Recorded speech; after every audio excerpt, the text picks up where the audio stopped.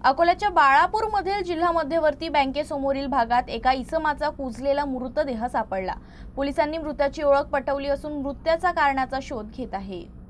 बाळापूरमधील जिल्हा मध्यवर्ती बँकेसमोर एक गॅरेज आहे। येथील कर्मचाऱ्यांना गेल्या काही दिवसांपासून दुर्गंधी येत होती। ही दुर्गंधी तीव्र झाल्यामुळे येथील कर्मचाऱ्यांनी आसपासच्या परिसरात जाऊन पाहणी केली आणि यावेळी त्यांना तिथे एक मृतदेह दिसला। दरम्यान त्यांनी याबाबत लागलीच पोलिसांना माहिती दिली।